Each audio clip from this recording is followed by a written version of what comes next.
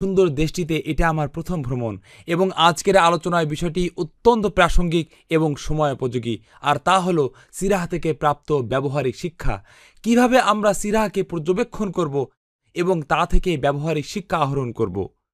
আর বিশেষত আজকের আলোচনাটিতে আমি এমন কিছু মূলনীতি সন্নিবেশিত করেছি যা আমাদের সকলের সাথে সম্পর্কিত, যা আমাদের প্রত্যেকের ক্ষেত্রেই প্রাসঙ্গিক, আর তা হলো সিরাহ আমাদেরকে কি শিক্ষা দেয় জীবনের সমস্যাগুলো মোকাবেলার ক্ষেত্রে, মানসিক চাপ মোকাবেলার ক্ষেত্রে, উদ্বেগ মোকাবেলার ক্ষেত্রে, দুঃখ মোকাবেলার ক্ষেত্রে, যন্ত্রণা, বেদনা, হতাশা মোকাবেলার ক্ষেত্রে।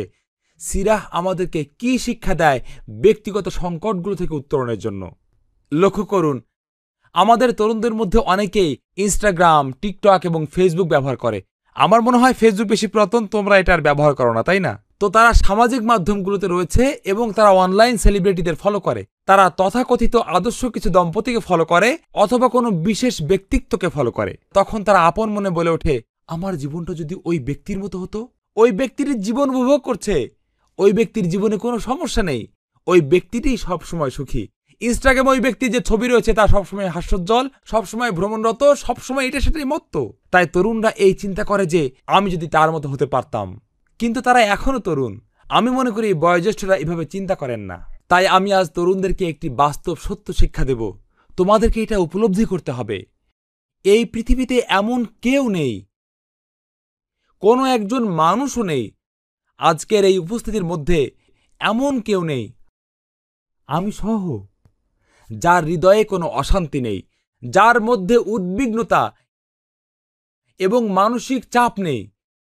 এমন বিষয় রয়েছে যা আমাদের মধ্যে অনুতাপ এবং অনুশোচনার উদ্রেক করে। এমন বিষয় রয়েছে যা আমাদের চোখের ঘুম কেড়ে নেয়। আমরা যখন নীরবে সময় কাটাই অথবা নীরবে থাকার মতো সময় হয়তো আমাদের থাকে না, কারণ এই বিষয়গুলো সামনে চলে আসে আর আমরা চিন্তা করতে থাকি, মানসিক চাপ নিতে থাকি এবং ভাবতে থাকি যে কিভাবে আমি এর সমাধান করব। পৃথিবীর প্রত্যেক মানুষই নিজের ভিতরে মানসিক চাপ অনুভব করে। আমি এটা বলছি না যে সকলের চাপ সমান, আমি বলছি না যে সকলের ক্ষেত্রেই সমান। আমি যা বলছি তা হলো কারো হৃদয়েই পরিপূর্ণ সুখ নেই এই পৃথিবীতে। কেন?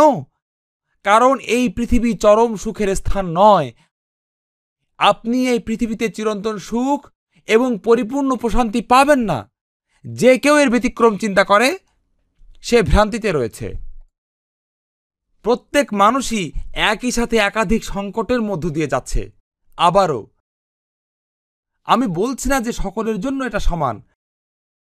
আমি বলছি, আপনি যদি ভাবেন যে কেউ দুশ্চিন্তামুক্ত জীবনযাপন করছে, আপনি যদি মনে করেন যে কেউ প্রতিনিয়তই চিরন্তন সুখ উপভোগ করছে, আপনি ভুলের মধ্যে রয়েছেন। চিন্তাটা সঠিক নয়। প্রত্যেকটি মানুষই অভ্যন্তরীণ সমস্যা, অভ্যন্তরীণ টানাপোড়েন, অভ্যন্তরীণ অনুতাপ, অভ্যন্তরীণ দুশ্চিন্তার মধ্যে রয়েছে। প্রকৃতপক্ষে স্বাভাবিক অবস্থা হলো আমাদের সকলেরই দুশ্চিন্তা রয়েছে একাধিক বিষয়ে, আর ব্যক্তিভেদের তারতম্য ঘটে। সুবহানাল্লাহ, এই দুর্বলতা দিয়ে আল্লাহ আমাদেরকে সৃষ্টি করেছেন। একই বিষয় এক ব্যক্তির জন্য এর অভাব দুশ্চিন্তার কারণ এবং অপর ব্যক্তির জন্য এর উপস্থিতি দুশ্চিন্তার কারণ। একই বিষয়, যদি তা থাকে তাহলে দুশ্চিন্তা, যদি তা না থাকে তাহলেও দুশ্চিন্তা। আমি আপনাদেরকে সুপরিচিত একটি উদাহরণ দিচ্ছি, টাকা। আমরা প্রায় সকলেই বেশি বেশি টাকার আকাঙ্ক্ষা করি। আমরা প্রায় সকলেই টাকার জন্য সংগ্রাম করছি।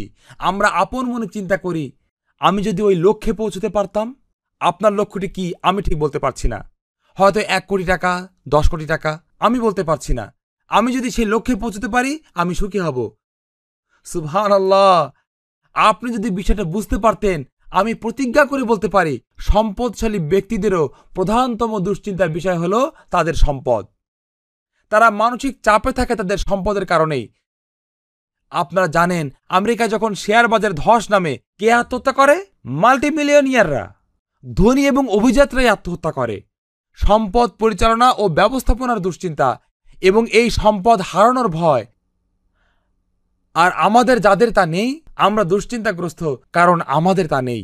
আল্লাহ কিছু মানুষকে পরীক্ষা করেন, তাদের সন্তান হয় না। সন্তান না থাকার দুশ্চিন্তা তাদেরকে মারাত্মক উদ্বিগ্ন করে রাখে। তারা মনে করে যদি শুধু আমাদের সন্তান থাকতো আমরা সুখী হতাম। আর আল্লাহ আমাদের যাদেরকে সন্তান প্রদান করে ধন্য করেছেন, সম্ভবত আমাদের দুশ্চিন্তার প্রধান কারণ হলো সেই সন্তান।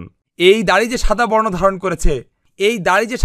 ধারণ করেছে, কারণ আলহামদুলিল্লাহ আমার 3টে টিনএজ সন্তান রয়েছে, কিন্তু এই সন্তানদের কারণে দুশ্চিন্তা তৈরি হয়। যার এটা রয়েছে সে এজন্য দুশ্চিন্তাগ্রস্ত, যার এটা নেই সেও এজন্য দুশ্চিন্তাগ্রস্ত। আপনাদের কেউ কেউ অবিবাহিত, এখনো বিয়ে করেননি। আপনার দুঃখী মন ভাবে যে যখনই আমি বিয়ে করব চিরন্তন সুখ লাভ করব, কিন্তু বিবাহিতরা বাস্তবতা জানেন। তো মূল বিষয়টি হলো আল্লাহ এই ব্যাপারটিকে এই পৃথিবীতে সার্বজনীন করে দিয়েছেন। দুশ্চিন্তা সার্বজনীন, উদ্বিগ্নতা সার্বজনীন, অন্তর্গত দ্বন্দ্ব, দুশ্চিন্তা, সবসময় কোনো কিছু নিয়ে চিন্তিত থাকা, এটা মানব প্রকৃতির অংশ। কারণ প্রিয় ভাইয়েরা, চিন্তামুক্ত জীবনযাপন, ভীতিহীন জীবনযাপন, উৎকণ্ঠামুক্ত জীবনযাপন, সেটা আপনার সামনে অপেক্ষা করছে জান্নাতে। সেটাই দারুস সালাম। দারুস সালাম কি? এটা তানজানিয়ার রাজধানী না, দুটি নাম একই, কিন্তু এই দারুস সালামের কথা আমরা বলছি না।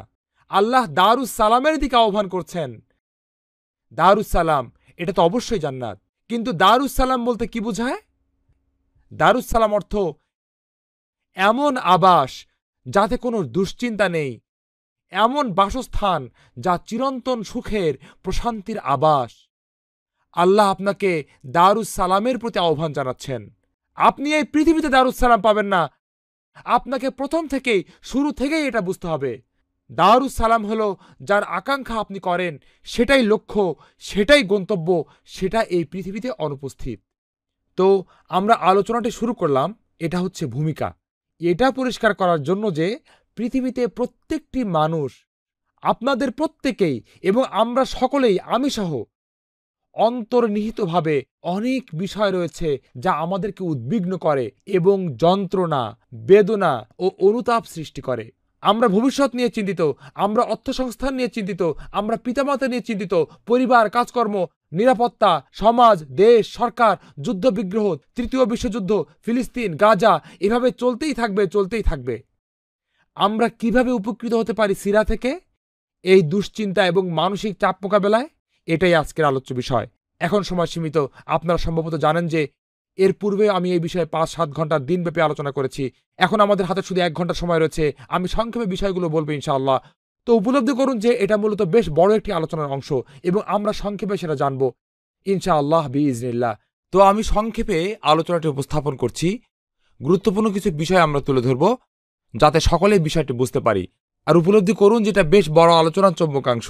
আল্লাহ চাইলে অন্য কোনো সময় হয়তো আপনাদের চমৎকার সুন্দর এই দেশে এবং মসজিদে এসে দিনব্যাপী এবং বিস্তারিত আলোচনা করব, আল্লাহ যদি তৌফিক দেন, আলহামদুলিল্লাহ। কিন্তু আজকে সংক্ষেপে আমরা উপকৃত হব ইনশাআল্লাহ। তো আমি শুরু করব গুরুত্বপূর্ণ একটি মূলনীতি দিয়ে, যা আমাদেরকে অবশ্যই বুঝতে হবে যে যদি আল্লাহ সুবহানাহু ওয়া তাআলা সিদ্ধান্ত নিয়ে থাকেন যে দারুস সালাম পরকালে আমাদের জন্য অপেক্ষমান, তাহলে এই পৃথিবী দারুস সালাম হবে না। যার অর্থ প্রত্যেক মানুষই পরীক্ষার সম্মুখীন হবে বিভিন্ন ধরনের দুশ্চিন্তার দ্বারা। আর আমরা সিরাত থেকে শিক্ষা পাই যে আপনার ঈমান, এই কথাটি মনোযোগ দিয়ে শুনুন, আপনার ঈমান সম্ভবত আপনাকে এই দুশ্চিন্তা থেকে রক্ষা করবে না। আপনার ঈমান সম্ভবত আপনাকে রক্ষা করবে না উদ্বেগ থেকে, বেদনা থেকে। এটা একটা ভুল ধারণা যা অনেক মুসলিমের রয়েছে। তারা মনে করে যে আমি যদি ধর্মপরায়ণ হই আল্লাহ আমাকে দুশ্চিন্তা মুক্ত রাখবেন। তারা বিনিময় প্রথার মতো আল্লাহর সাথে লেনদেন করতে চায়। তারা পৃথিবীর সুখ ক্রয় করতে চায় ফজরের নামাজের বিনিময়ে, দানশীলতার বিনিময়ে, জাকাত প্রদানের বিনিময়ে। তারা বলে আমি যদি ভালো মুসলিম হই আমার কোনো দুশ্চিন্তা থাকবে না। আর যদি দুশ্চিন্তা এসে পড়ে, যদি আর্থিক অবস্থা সংকটাপন্ন হয়ে পড়ে, যদি দাম্পত্য কলহ দেখা যায়, যদি পারিবারিক অশান্তি দেখা দেয়, যদি তারা সামাজিকভাবে চাপের সম্মুখীন হয়, তখন শয়তান এসে বলে আল্লাহ তোমাকে শাস্তি দিচ্ছেন কারণ তুমি খারাপ মুসলিম, তুমি খারাপ হওয়ার কারণেই দুশ্চিন্তাগ্রস্ত। প্রিয় ভাইরা, সিরাতের দিকে দৃষ্টি দিন, সিরাতের দিকে দৃষ্টি দিন। কার ঈমান সবচেয়ে বেশি ছিল গোটা মানব ইতিহাসে? রাসূল সাল্লাল্লাহু আলাইহি ওয়াসাল্লাম। তিনি কি দুশ্চিন্তামুক্ত জীবনযাপন করেছিলেন? তার কাছে কি সবকিছু এনে সোনার পাত্রে হাজির করা হয়েছিল, নাকি তাকে পরীক্ষার সম্মুখীন হতে হয়েছিল? যেমন পরীক্ষা অন্য কোনো মানুষকে করা হয়নি। আমাদের রাসূল সাল্লাল্লাহু আলাইহি ওয়াসাল্লাম এতিম হয়ে জন্মেছিলেন। ৮ বছর বয়সে ৩ বার এতিম হয়েছিলেন। অর্থনৈতিকভাবে তিনি কষ্টে ছিলেন। দীর্ঘদিন যাবৎ দৈনিক লম্বা সময় ধরে কাজ করেছেন কয়েক পয়সার বিনিময়ে রাখাল হিসেবে, যা ছিল সর্বনিম্ন স্তরের কাজ। তিনি অত্যাচার, বিদ্রূপ, উপহাসের শিকার হয়েছিলেন। তার বিরুদ্ধে 5টি গুপ্ত হত্যার চেষ্টা হয়েছিল। তাকে নিজের দেশ থেকে বিতাড়িত করা হয়েছিল। তাকে নির্বাসনে যেতে হয়েছিল, কোনো অর্থ ছাড়া, কোনো সম্পদ ছাড়া। আল্লাহ তাকে 7টি সন্তান দান করেছিলেন। তাদের 6 জনকে তিনি নিজ হাতে দাফন করেছিলেন তার জীবদ্দশায়। আপনি দুশ্চিন্তা নিয়ে কথা বলতে চান? আপনি বেদনা নিয়ে কথা বলতে চান? আপনি দুর্দশা নিয়ে কথা বলতে চান? রাসূল সাল্লাল্লাহু আলাইহি ওয়াসাল্লামের দিকে দেখুন। ঈমান কি তার দুর্দশাকে প্রতিহত করেছিল? হ্যাঁ অথবা না? হ্যাঁ অথবা না? না। এটা কি প্রদর্শন করে? এটা কি প্রদর্শন করে? এই পৃথিবীর পরীক্ষা, এই পৃথিবীর দুর্দশা আপনার ঈমানের সমানুপাতিক নয়, অথবা বিপরীত দিক থেকেও সমানুপাতিক নয়। প্রকৃতপক্ষে মুসলিম হিসেবে আমরা বিশ্বাস করি যে সাধারণ নিয়মটি হলো এর বিপরীত। সহিহ বুখারীতে এসেছে, إن الله تعالى إذا أحب قوما ابتلاهم أشد الناس ابتلاء الأنبياء ثم الأمثل فالأمثل। আল্লাহ যদি কোনো ব্যক্তিকে ভালোবাসেন, তিনি তাকে পরীক্ষা করেন। মানুষের মধ্যে নবীগণই সবচেয়ে বেশি পরীক্ষার সম্মুখীন হয়েছেন, তারপর তাদের কাছাকাছি ব্যক্তিগণ। যখন একটি পরীক্ষা নেমে আসে, যখন জীবন আপনার সামনের দুর্দশা এনে হাজির করে, যখন আপনি উপার্জন হারান, যখন দুশ্চিন্তার ঘন অমানিসা নেমে আসে, শয়তানকে এই সুযোগটি লুফে নিয়ে একথা বলতে দিবেন না যে এটা তোমার প্রতি আল্লাহর শাস্তি, আল্লাহ তোমাকে ঘৃণা করেন, আল্লাহ তোমাকে অবজ্ঞা করেন। না, একজন ঈমানদার এভাবে চিন্তা করে না। আল্লাহ সম্পর্কে একজন ঈমানদার সুধারণা পোষণ করেন। হুসনুজ্জান বিল্লাহ হলো ঈমানের অংশ। আনা ইনদা জান্নি আবদি বি, আল্লাহ সম্পর্কে আপনার সুধারণা পোষণ করতে হবে। তাহলে আমরা কিভাবে চিন্তা করব? আমরা চিন্তা করব, মহান আল্লাহ আমাকে আমার পাপ রাশি থেকে পবিত্র হওয়ার সুযোগ দিচ্ছেন এবং আমার মর্যাদাকে উচ্চকিত করছেন। তিনি আমাকে জান্নাতের উচ্চতর মাকামে অধিষ্ঠিত করতে চান। আল্লাহ আমার মাকামকে উচ্চকিত করতে চান। তো এই পরীক্ষার উদ্দেশ্য হলো আমাকে উচ্চতর স্থানে উন্নতি করা। কিভাবে? কিভাবে? কারণ আপনি যখন বুঝতে পারবেন এই পরীক্ষার উদ্দেশ্য, এই যন্ত্রণার উদ্দেশ্য, দুঃখ, বেদনা এবং সংকটের উদ্দেশ্য, কেন আমরা পরীক্ষার সম্মুখীন হচ্ছি। تبارك الذي بيده الملك، تبارك الذي بيده الملك وهو على كل شيء قدير، الذي خلق الموت والحياة. واي ليبلوكم أيكم أحسن عملا। এই পরীক্ষার উদ্দেশ্য তোমাদেরকে যাচাই করা, তোমাদেরকে পরীক্ষার সম্মুখীন করব, এটা দেখার জন্য যে তোমাদের মধ্যে কৃতকর্মে কে উত্তম। ولنبلونكم بشيء من الخوف والجوع ونقص من الأموال والأنفس والثمرات وبشر الصابرين। আমি তোমাদেরকে পরীক্ষা করব।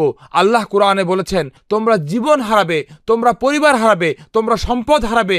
আল্লাহ কোরআনে আরো বলছেন সবরকারীদেরকে সুসংবাদ প্রদান করো, সবরকারীদেরকে পুরস্কৃত করব। ألف لام ميم أحسب الناس أن يتركوا أن يقولوا آمنا وهم لا يفتنون ولقد فتنا الذين من قبلهم فلا يعلمن الله الذين صدقوا ولا يعلمن الكاذبين। মানুষ কি চিন্তা করেছে যে পরীক্ষা ছাড়া তাকে ছেড়ে দেওয়া হবে?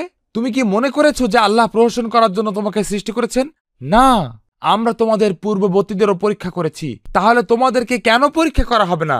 এবং এই পরীক্ষার উদ্দেশ্য হলো এটা দেখা যে তোমাদের মধ্যে কে সত্য বলছে যখন এই দাবি করে যে সে ঈমান এনেছে, এবং কে মিথ্যা বলছে, প্রতারণা করছে, কে মুনাফিক। পরীক্ষার উদ্দেশ্য খুবই পরিষ্কার। আপনারা জানেন আমি একজন শিক্ষক, আমি ছাত্রদেরকে পড়াই। সেমিস্টারের শেষে আমি কি করি? আমি তাদেরকে পরীক্ষা করি, আমি তাদের উদ্দেশ্যে প্রশ্ন তৈরি করি। পরীক্ষার উদ্দেশ্যটা কি? এটা দেখার জন্য যে কে পড়ছে আর কে পড়েনি, এটা দেখার জন্য যে তারা বিষয়টি বুঝেছে নাকি বুঝেনি। আল্লাহ আমাদেরকে বলছেন জীবন একটি পরীক্ষা, আর জীবনের উদ্দেশ্য এবং এই পরীক্ষার উদ্দেশ্য হলো লিয়াবলুয়াকুম আইয়ুকুম আহসানু আমালা। তিনি আপনাকে পরীক্ষা করবেন আপনার আমল দেখার জন্য। আপনার কি আল্লাহর প্রতি ঈমান রয়েছে? আপনার কি সবর রয়েছে, আপনার কি ইয়াকিন রয়েছে, আপনার কি ইখলাস রয়েছে, আপনার কি তাওয়াক্কুল রয়েছে, আপনার কি দোয়া রয়েছে? ইমানের এই সকল অনুষঙ্গ সংকট মুহূর্তে প্রকাশিত হয়ে যাবে। আপনি কি প্রদর্শন করেন? আল্লাহর প্রতি ইমান, আল্লাহর প্রতি সবর, আল্লাহর প্রতি নির্ভরতা, নাকি আপনি মুখ ফিরিয়ে নেন এবং আল্লাহর কাছ থেকে দূরে সরে যান? এটাই পরীক্ষার উদ্দেশ্য। পরীক্ষার উদ্দেশ্য হলো আপনার ইমানকে বের করে নিয়ে আসা, আল্লাহকে দেখানো যে আমি একজন ইমানদার, আল্লাহকে দেখানো যে আমি ইমানের এই সকল অনুষঙ্গ প্রদর্শন করব। তাকওয়া, ইনাবা, ইখলাস, সবর, ইয়াকিন, এই সবগুলোই প্রদর্শিত হতে হবে। কিভাবে এগুলো প্রদর্শিত হবে? এগুলো প্রদর্শিত হবে এই পরীক্ষায় আপনার প্রতিক্রিয়ার মাধ্যমে। কেবলমাত্র পরীক্ষা, সংকট এবং দুর্দশার উপস্থিতি এই লক্ষণ প্রকাশ করে না যে আল্লাহ আপনাকে ভালোবাসেন অথবা ঘৃণা করেন। কারণ আল্লাহ তাদের প্রতি দুর্দশা প্রেরণ করেন যাদেরকে তিনি ভালোবাসেন, তাদের প্রতিও দুর্দশা প্রেরণ করেন যাদেরকে তিনি ঘৃণা করেন। বিষয়টি উপলব্ধি করুন। আল্লাহ দুর্দশা প্রেরণ করেন ঈমানদারদের প্রতি এবং কাফেরদের প্রতি। এটা খারাপ থেকে ভালোকে আলাদা করে না। দুর্দশা এবং সংকটগুলো মূলত পরীক্ষার বিষয় না, বরং এর প্রতিক্রিয়াই হল পরীক্ষার বিষয়। প্রতিক্রিয়া ইবনুল কাইয়িম উল্লেখ করেছেন তার বিখ্যাত গ্রন্থ মানাজিল সাইরিন বাইনা মানাজিরি মাদারিজুস সালিকিন বাইনা মানাজিল ইয়াকা নাবুদু ওয়া ইয়াকা নাস্তাইন। মাদারিজুস সালিকিন ইবনুল কাইয়িম উল্লেখ করেছেন, যদি একটি পরীক্ষা এবং দুর্দশা একজন ঈমানদারকে আল্লাহর নিকটে নিয়ে আসে, তার ইখলাস, তার ইবাদা যদি আল্লাহর সাথে তার সম্পর্ককে আরও শক্তিশালী করে, তাহলে বুঝতে হবে যে এই পরীক্ষাটি ছিল আশীর্বাদ স্বরূপ, যা আল্লাহ সেই ঈমানদারকে প্রদান করেছেন। এটা শাস্তি না। কারণ যে কোনো কিছু যা আপনাকে আল্লাহর নিকটে নিয়ে আসে, সেটা আল্লাহর পক্ষ থেকে উপহার। এটা শাস্তি হয় কিভাবে? যে কোনো কিছু যা আপনাকে আরো ভালো মুসলিমে পরিণত করে, যা আপনার জীবনের মূল উদ্দেশ্য নিয়ে চিন্তা করায়, যা নামাজের সৌন্দর্যকে আপনার সামনে পুনরায় উন্মিলিত করে, যা আপনাকে ফজর নামাজে উঠে আল্লাহর কাছে দোয়া করতে উদ্বুদ্ধ করে, যা আপনার ঈমানকে নবায়ন করে, সেটা দুর্দশা নয়, সেটা উপহার, সেটা আশীর্বাদ।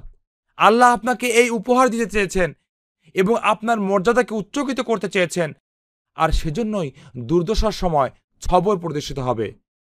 আমরা সবর নিয়ে একটু পরে আলোচনা করব, এটা আসলে কি।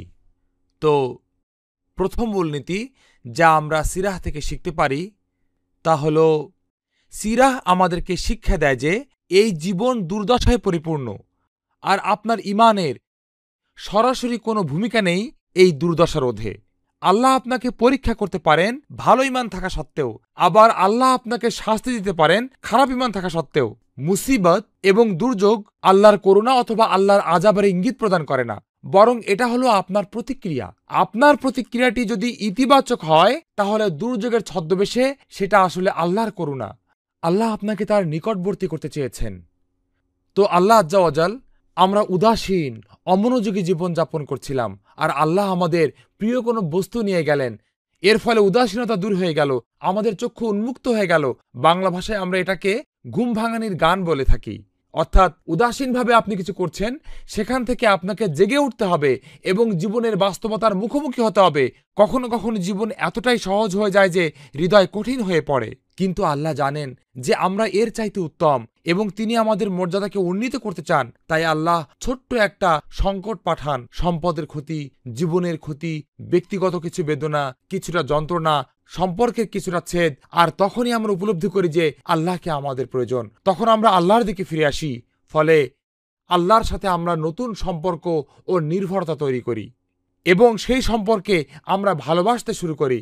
আর আমরা উপলব্ধি করি যে এজন্যই আল্লাহ এই দুর্দশাটি পাঠিয়েছেন, কারণ আল্লাহর সাথে এই সম্পর্কটিকে আমি হারিয়ে ফেলছিলাম, আর আল্লাহ চেয়েছেন যাতে সেই সম্পর্কটি পুনর্জীবিত করতে পারি। এটা তো শাস্তি না, এটা আশীর্বাদ।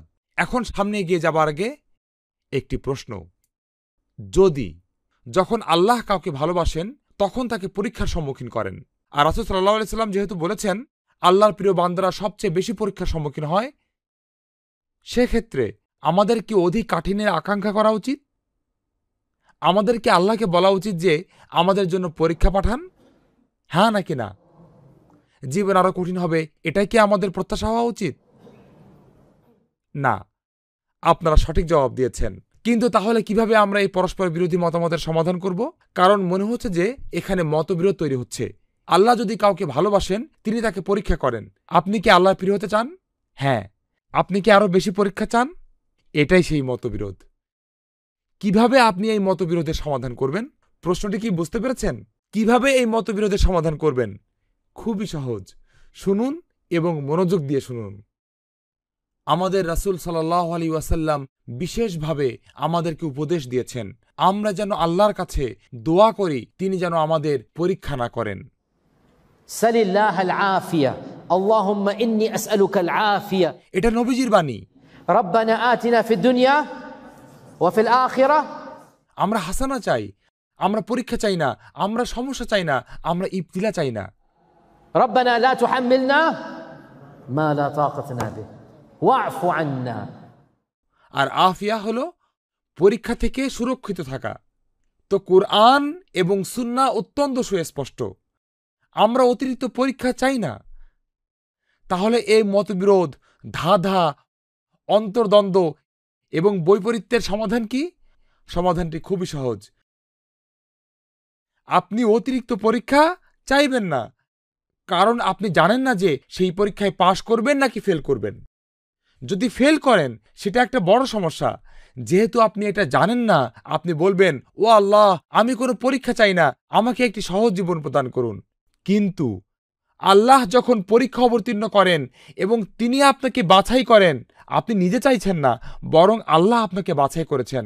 যখন আল্লাহ আপনাকে একটি পরীক্ষার জন্য বাছাই করেন, যখন আল্লাহ একটি দুর্যোগ প্রেরণ করেন যা শুধু আপনার জন্য, অন্য কারোর জন্য না, তখন উপলব্ধি করবেন যে অবস্থা পরিবর্তিত হয়েছে। আপনি বাছাই করেননি, আল্লাহ বাছাই করেছেন।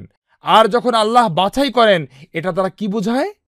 এটা দ্বারা বোঝায় আল্লাহ জানেন যে আপনার উত্তীর্ণ হওয়ার সামর্থ্য রয়েছে, কারণ আপনার সামর্থ্যের বাইরে আপনাকে পরীক্ষা করা হবে না। লা ইউকাল্লিফুল্লাহু নাফসান ইল্লা উসআহা। যখন আল্লাহ কোনো পরীক্ষার জন্য আপনাকে বাছাই করেন, এর দ্বারা আল্লাহ এটা প্রকাশ করছেন, তিনি আপনার কাগজে ছিল মেরে দিচ্ছেন, আমি জানি তুমি উত্তীর্ণ হবে। আপনি হয়তো জানেন না সফল হতে পারবেন, আল্লাহ জানেন আপনি সফল হবেন। হয়তো নিজের উপর সন্দেহ করতে পারেন, আমি এটা পারবো না। না, আপনার দ্বারা সম্ভব, আপনি পারবেন এবং আপনার পারা উচিত। কিভাবে এটা জানলেন? কারণ আপনি পরীক্ষার মধ্যে রয়েছেন। আর আপনি যদি পরীক্ষার মধ্যেই থাকেন, এর মাধ্যমে আল্লাহ ইঙ্গিত দিচ্ছেন যে আপনি উত্তীর্ণ হতে সক্ষম। আপনার চাওয়া যে পরীক্ষা দেন, পরীক্ষা পরীক্ষা বনাম আল্লাহর বাছাই করা। আপনি পরীক্ষা চাইবেন না, কারণ আপনি জানেন না যদি পরীক্ষা আসে আমি সফল হব নাকি ফেল করব, তাই আমি পরীক্ষা চাই না। কিন্তু আল্লাহ যদি বাছাই করেন, তাহলে উত্তীর্ণ হওয়ার নিশ্চয়তা রয়েছে। আবারও মনোযোগ দিয়ে বিষয়টি শুনুন। যখন আল্লাহ আপনাকে একটি পরীক্ষার জন্য বাছাই করেন, আল্লাহ জানেন যে আপনি সফল হতে পারবেন। এর অর্থ কি এটা যে আপনি অবশ্যই সফল হবেন? না, আল্লাহ শুধুমাত্র প্রদর্শন করছেন যে আমি জানি তুমি সফল হতে সক্ষম। আপনি হয়তো অকৃতকার্য হবেন, সেটার দায় আপনার উপর। আপনি হয়তো মুখ ফিরিয়ে নিতে পারেন, আল্লাহর আদেশ পালন করতে না পারেন, সেটার দায় আপনার উপর। কিন্তু আপনার সামর্থ্যের অধিক আল্লাহ আপনাকে পরীক্ষা করবেন না। রব্বানা লা তুহাম্মিলনা মা লা তাকাতা লানা বিহি। কাউকেই তার সামর্থ্যের অতিরিক্ত পরীক্ষা করা হবে না। এখন আপনি নিজে কৃতকার্য হবেন নাকি অকৃতকার্য হবেন সেটা ভিন্ন বিষয়, কিন্তু আপনাকে আপনার সীমার মধ্যে পরীক্ষা করা হবে। আল্লাহ আপনাকে পরীক্ষা করবেন আপনার তওয়াক্কা, আপনার কুদরা, আপনার সামর্থ্য অনুযায়ী। ঠিক আছে, এটুকু পরিষ্কার? এটা ছিল প্রথম মূলনীতি। ঠিক আছে, এখন আমরা দ্বিতীয় মূলনীতিতে যাব।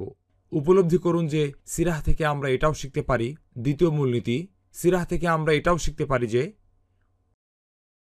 পরীক্ষার যন্ত্রণা অনুভব করা, দুশ্চিন্তা অনুভব করা, উদ্বিগ্ন হওয়া, উৎকণ্ঠা অনুভব করা, এগুলো ঈমানের দুর্বলতার চিহ্ন না।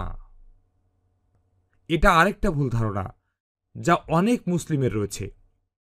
আমি নিশ্চিত যে আপনাদের অনেকেই এটা নিজের চোখে দেখেছেন, অথবা এটা আপনাদের সাথেই ঘটেছে, অথবা আল্লাহ না করুন হয়তো আপনি নিজেও এই ভুলটি করে ফেলেছেন। আর তা হলো, কেউ হয়তো কষ্টে আছে, সে হয়তো প্রিয়তম কাউকে হারিয়েছে, হয়তো মা মারা গিয়েছে, অথবা সন্তান মারা গিয়েছে, সে হয়তো ভারাক্রান্ত এবং কান্না বিজড়িত। অন্য একজন সেখানে আসলো, সে ভালো চায়, তার উদ্দেশ্য ভালো, কিন্তু তার জ্ঞান নেই। সে কথা বলে, আবেগের বশে জ্ঞান থাকে না। সে বলে ফেলল, তুমি কাঁদছো কেন, তুমি দুঃখিত কেন? তোমার যদি ঈমান থাকতো তাহলে দুঃখিত হতে না। আপনি কি এই জাতীয় কিছু আগেও শুনেছেন? এমন অভিজ্ঞতা শিকার হয়েছেন? তোমার যদি ঈমান থাকতো তুমি কাঁদতে না। সুবহানাল্লাহ। এই ব্যক্তিটি যে সহায়তা প্রদান করতে চাইছে সে আসলে ধারণাতীত ক্ষতি সাধন করে ফেলেছে। কারণ এই ব্যক্তিটি যে দুর্দশার মধ্যে রয়েছে এবং কান্না করছে, সে হয়তো মা হারিয়েছে, হয়তো পুত্র অথবা কন্যাকে হারিয়েছে, সে ইতিমধ্যেই বেদনা অনুভব করছে। এখন তার ভাই, বন্ধু আর চাচাতো ভাই সত্যায়ন করছে যে তোমার ঈমান নেই। সুবহানাল্লাহ।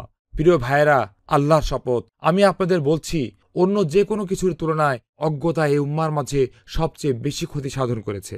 অজ্ঞ লোকেরা ধর্মরক্ষার নামে অধর্মের কাজ করে বেড়ায়, ধর্মের নামে হাস্যকর কাজ ঘটায়। তাদের কোনো জ্ঞান নেই। আপনাকে শুধু চোখ মেরে দেখতে হবে। আল্লাহর শপথ, আমি বলি আস্তাগফিরুল্লাহ, আমাদের বাইরের শত্রুর প্রয়োজন নেই। নিজেদের মধ্যেই আমরা যথেষ্ট ক্ষতি সাধন করে থাকি আমাদের নিজেদের ঈমানের উপর। নাউজুবিল্লাহ। সুবহানাল্লাহ। অজ্ঞতা হলো সবচেয়ে বিপজ্জনক ক্ষতিকর বিষয়গুলোর একটি, যার সম্মুখীন আমরা হয়ে থাকি। কত বেশি ক্ষতি সাধিত হয়েছে এমন মানুষদের যারা মনে করে যে তারা ইসলামকে রক্ষা করছে অথবা কল্যাণের জন্য কাজ করছে, কিন্তু অজ্ঞতার কারণে তারা ইসলামের আরো বেশি ক্ষতি সাধন করে। এটা একটা উদাহরণ।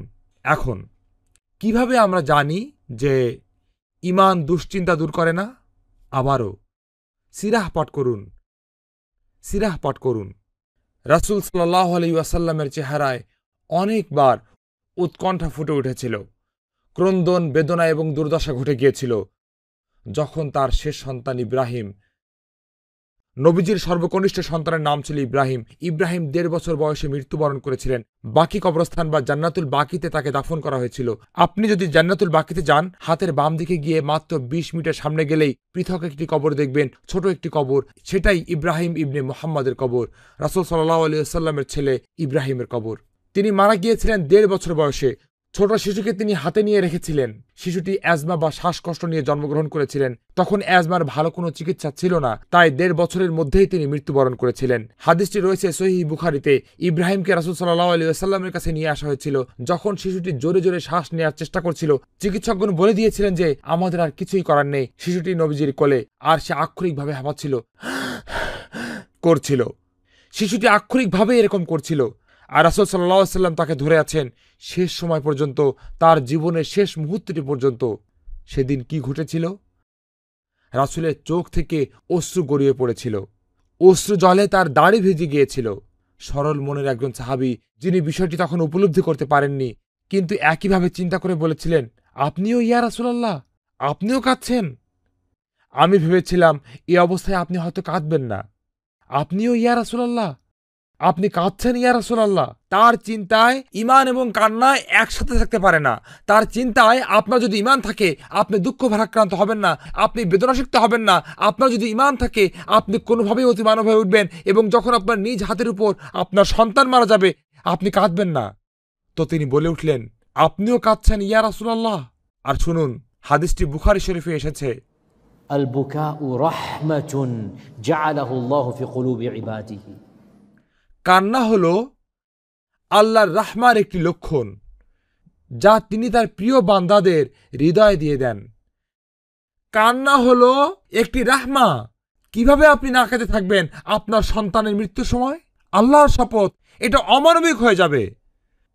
এখন কেউ এসে যদি বলে তোমার যদি ঈমান থাকে তাহলে তোমার কান্না করা উচিত না, সিরাহ পাঠ করুন। মুতার যুদ্ধের সময়ের ঘটনা এবং রাসূল সাল্লাল্লাহু আলাইহি ওয়াসাল্লাম, ঘটনাটি বেশ লম্বা, এটা বিস্তারিত বলার সময় আজকে নেই। যায়েদ ইবনে হারিসা শহীদ হলেন। আর যায়েদ ইবনে হারিসা কে ছিলেন তা বলে বোঝানো সম্ভব না।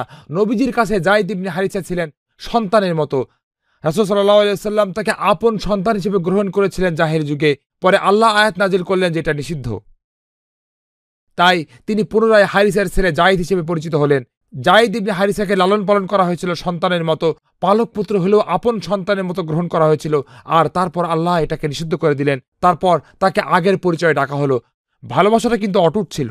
সারা জীবন ধরে রাসূল সাল্লাল্লাহু আলাইহি ওয়াসাল্লাম তাকে ভালোবেসেছিলেন। আমাদের মা আয়েশা রাদিয়াল্লাহু তাআলা আনহা বলেছেন, রাসূল সাল্লাল্লাহু আলাইহি ওয়াসাল্লাম যখন মৃত্যুবরণ করলেন এবং তার পিতা খলিফা নির্বাচিত হলেন, আমাদের মা আয়েশা রাদিয়াল্লাহু তাআলা আনহা বলেছিলেন, যদি এই মুহূর্তে জীবিত থাকতেন যায়েদ ইবনে হারিসার পরিবর্তে কেউ আমার বাবাকে খলিফা নির্বাচিত করতো না। আয়েশা রাদিয়াল্লাহু তাআলা আনহা এই কথা বলেছেন। আপনি কি জানেন যায়েদ কে? মহান আল্লাহ তার নাম এবং শুধু তারই নাম কোরআনে উল্লেখ করেছেন। একমাত্র সাহাবী যাকে কোরআনে নাম ধরে উল্লেখ করা হয়েছে তিনি জাইদ। ইনি জাইদ ইবনে হারিসা। فلما قضى زيد منها وطرا ইনি জাইদ ইবনে হারিসা। এইরকম উচ্চ মাকামে জাইদ ইবনে হারিসা অধিষ্ঠিত হয়েছিলেন। জাইদ ইবনে হারিসা দুঃখজনক মৃত্যুবরণ করেছিলেন। সেটা ছিল অপ্রত্যাশিত মৃত্যু। তিনি ৭ম হিজরিতে মুতা যুদ্ধে শহীদ হয়েছিলেন। সেই সময়ে আল্লাহ রাসূল সাল্লাল্লাহু আলাইহি ওয়াসাল্লামকে একটি মুজিজা প্রদান করেছিলেন। তিনি মদিনায় ছিলেন, কিছু সংখ্যক সাহাবীও মদিনায় ছিলেন, আর জাইদ ছিলেন মুতার যুদ্ধের সেনাপতি, যেটা ছিল তাবুকের কাছাকাছি, সিরিয়া সীমান্তের কাছাকাছি। এবং সেখানে জাইদ রোমান সৈন্যদের উপস্থিতিতে হতচকিত হয়ে পড়েছিলেন। তারা আকস্মিকভাবে আক্রান্ত হয়েছিলেন। আরবদের সাথে তাদের যুদ্ধ করার কথা ছিল। আরবরা ভয় পেয়ে গিয়েছিল, উত্তর প্রান্তের আরব গোত্রগুলো ভয় পেয়ে গিয়েছিল। তাই তারা রোমানদেরকে ডেকে এনেছিল। তারা পরাশক্তি রোমানদেরকে অর্থ প্রদান করেছিল যাতে তারা মুসলিমদের বিরুদ্ধে যুদ্ধ করে। প্রসঙ্গক্রমে এমন ঘটনা আমাদের সময়ও প্রায় ঘটে থাকে। মুসলিমরা এই অমুসলিমদেরকে ডেকে আনে। কিন্তু এখন রাজনীতি নিয়ে আলোচনা করতে চাই না, আসুন সিরাতে ফিরে যাই। তো এই আরব গোত্র কুরাইশ, কুরাইশ না, হ্যাঁ, তাদের নাম ছিল গাসসানি। গাসসানিরা ভয় পেয়ে গেল, আমরা যুদ্ধ করতে চাই না। তারা রোমানদেরকে অর্থ প্রদান করলো, আমাদের জন্য একটি সেনাবাহিনী প্রেরণ করো। এটাই একমাত্র সময় যখন রাসূল সাল্লাল্লাহু আলাইহি ওয়াসাল্লামের জীবদ্দশায় সাহাবীগণ তৎকালীন পরাশক্তি রোমান সাম্রাজ্যের সাথে সংঘর্ষে জড়িয়ে পড়েছিলেন। এটাই একমাত্র যুদ্ধ। রাসূল সাল্লাল্লাহু আলাইহি ওয়াসাল্লামের মৃত্যুর পরে তাদের সাথে অনেকগুলো যুদ্ধ হবে, এই মুহূর্তে এটাই প্রথম। সম্পূর্ণ অপ্রত্যাশিত। তারা এর জন্য প্রস্তুত ছিলেন না। রোমান সাম্রাজ্য ছিল তৎকালীন পরাশক্তি। তাদের ছিল অস্ত্রশস্ত্র, তাদের ছিল বর্ম, তাদের ছিল প্রশিক্ষণ, তাদের ছিল সেনাবাহিনী। এই মুহূর্তে সাহাবীদের জয়ী হওয়া সম্ভব ছিল না। সেখানে দুঃখজনক অবস্থার সৃষ্টি হলো। খালিদ ইবনে ওয়ালিদ মুসলিম বাহিনীটিকে রক্ষা করে ফিরে আসতে সক্ষম হয়েছিলেন। তাদেরকে এটাই করতে হয়েছিল, আর সেটাই একটি বিজয়, কারণ তারা গণহত্যা থেকে রক্ষা পেয়েছিলেন। কিছু মানুষ গণহত্যার শিকার হয়েছিলেন। হত্যার শিকার হওয়া মানুষদের একজন ছিলেন জাইদ ইবনে হারিসা। রাসূল সাল্লাল্লাহু আলাইহি ওয়াসাল্লামকে আল্লাহ একটি মুজিজা প্রদান করেছিলেন, বিস্ময়কর একটি মুজিজা। তখন তিনি ছিলেন মদিনায়। জাইদ ছিলেন ৯০০ কিলোমিটার বা উত্তর দিকে ৭৫০ কিলোমিটার দূরে। আর আল্লাহ একটি জানালা উন্মুক্ত করে দিলেন মদিনা থেকে তাবুক পর্যন্ত, মুতা পর্যন্ত, তাবুকের কাছাকাছি। আর রাসূল সাল্লাল্লাহু আলাইহি ওয়াসাল্লাম যুদ্ধটি সরাসরি দেখছেন। সাহাবীগণ তার চারপাশে ছিলেন। তিনি যুদ্ধের বর্ণনা দিচ্ছেন ঠিক যেমনটা তিনি দেখছেন। ঘটনার পর ঘটনা তিনি যুদ্ধটি সরাসরি বর্ণনা করছেন। আমাদের মা আয়েশা রাদিয়াল্লাহু তাআলা আনহা তার নিজের ঘরে বসেছিলেন। এখানে এই দরজাটি দেখতে পাচ্ছেন, রাসূল সাল্লাল্লাহু আলাইহি ওয়াসাল্লামের ঘরটি এরকম দরজা দিয়ে মসজিদের সাথে সংযুক্ত ছিল। মিম্বারটি এখানে। তার ঘরের দেয়ালটি ছিল মসজিদের দেয়াল। তার জন্য একটি প্রাইভেট দরজা ছিল, যা শুধুমাত্র তিনি ব্যবহার করতেন ঠিক এই জায়গাতে। আপনি যদি রাসূল সাল্লাল্লাহু আলাইহি ওয়াসাল্লামের মসজিদে যান, আপনি দেখতে পাবেন যে কবরটি এই দিকে অবস্থিত। সেটাই ছিল তার ঘর। আমাদের মা আয়েশা পর্দার আড়ালে বসে রয়েছেন। তিনি রাসূল সাল্লাল্লাহু আলাইহি ওয়াসাল্লামকে সরাসরি দেখতে পাচ্ছেন। হাদিসটি বুখারী শরীফে রয়েছে। হাদিসটি এখন শুনুন। হাদিসটি তাদের জন্য যারা বলে তোমার যদি ঈমান থাকে তুমি উদ্বিগ্ন হবে না, তোমার যদি ঈমান থাকে তাহলে কান্না করো কিভাবে, তাহলে মানসিক চাপে থাকো কিভাবে। সহিহ বুখারীর এই হাদিসটি শুনুন। আমাদের মা আয়েশা বলেছেন, আমি রাসূল সাল্লাল্লাহু আলাইহি ওয়াসাল্লামের চেহারার দিকে তাকিয়েছিলাম যখন জায়েদের মৃত্যু সংবাদ রাসূল সাল্লাল্লাহু আলাইহি ওয়াসাল্লামের কাছে পৌঁছল। তিনি জায়েদকে শহীদ হতে দেখলেন। রোমানদের নিক্ষিপ্ত একটি বর্ষা এসে তার গোটা শরীরকে শূন্যে তুলে ফেলে এবং মাটিতে ছুঁড়ে ফেলে তাকে হত্যা করে। আর রাসূল সাল্লাল্লাহু আলাইহি ওয়াসাল্লাম এটা দেখছেন। আমাদের মা আয়েশা বলেছেন, রাসূল সাল্লাল্লাহু আলাইহি ওয়াসাল্লাম বাকরুদ্ধ হয়ে গেলেন। তার চেহারা রক্তশূন্য হয়ে গেল। তিনি কথা চালিয়ে যেতে পারলেন না, আর তিনি বসে পড়লেন নিজেকে সামলে নেয়ার জন্য। এটাকেই আমরা ইংরেজিতে বলে থাকি শক। এটাকেই আমরা বলে থাকি মানসিক ধাক্কা। চেহারা বিবর্ণ। তিনি কথা অব্যাহত রাখতে পারছেন না। তিনি পারছেন না। আপন সন্তানের মতো যাকে ভালোবেসেছিলেন তাকে নির্মমভাবে নিহত হতে দেখছেন। তিনি বক্তব্য অব্যাহত রাখতে পারলেন না। বেদনার রেখা স্পষ্টভাবে তার চেহারায় ফুটে উঠেছিল। উৎকণ্ঠা এবং যন্ত্রণা সকলের কাছে স্পষ্ট হয়ে গিয়েছিল। কেউ কি গিয়ে বলতে পারত যে কেন আপনি দুঃখ ভারাক্রান্ত? আপনার যদি ঈমান থাকে তাহলে তো আপনার দুঃখিত হওয়ার কথা না। অবশ্যই জীবনের দুর্দশাগুলো হৃদয়ে দুশ্চিন্তা সৃষ্টি করবে। অবশ্যই যন্ত্রণা হৃদয়ে যন্ত্রণার উদ্রেক করবে, আঘাত মানুষকে আহত করবে। তিনি কি রক্তাক্ত হননি? উহুদের যুদ্ধে তিনি কি একাধিকবার রক্তাক্ত হননি? কেন? কারণ তিনি একজন মানুষ। আর মানুষ হলে আপনি আবেগ অনুভব করবেন, যন্ত্রণা অনুভব করবেন, আপনি কাঁদবেন, দুঃখ ভারাক্রান্ত হবেন, আপনি দুশ্চিন্তা বোধ করবেন। আর এগুলোর কোনোটাই দুর্বল ইমানের চিহ্ন না। এগুলো কোনোটাই প্রকাশ করে না যে আল্লাহর সাথে আপনার সম্পর্ক ছিন্ন হয়ে গেছে। না। কিভাবে আপনি কান্না অথবা দুঃখবোধ না করে থাকবেন যখন যন্ত্রণা আপনাকে স্পর্শ করবে? আপনি রক্ত মাংসের মানুষ, আপনি তো ফেরেশতা হয়ে যাননি শুধুমাত্র ধার্মিক হওয়ার মাধ্যমে। এমনকি সিরাতের আরেকটি ঘটনায় আমাদের রাসূল সাল্লাল্লাহু আলাইহি ওয়াসাল্লাম আক্ষরিকভাবেই কান্নায় ভারাক্রান্ত হয়ে গিয়েছিলেন। ঘটনাটি চমৎকার। ৬ষ্ঠ হিজরিতে রাসূল সাল্লাল্লাহু আলাইহি ওয়াসাল্লাম তখন একটি অভিযান থেকে ফিরে আসছিলেন হুদায়বিয়া চুক্তি শেষে। তো পথে তারা একটি স্থান অতিক্রম করছিলেন। রাস্তা দিয়ে অগ্রসর হবার পরিবর্তে রাসূল সাল্লাল্লাহু আলাইহি ওয়াসাল্লাম হঠাৎ মরুভূমির দিকে চলে গেলেন। তিনি মরুভূমির দিকে চলে গেলেন। প্রসঙ্গক্রমে অনেক মানুষ এটা জানে না যে মক্কা এবং মদিনা মাঝে মহাসড়ক ছিল, চিহ্নিত রাস্তা ছিল, পায়ে হাঁটা পথ ছিল।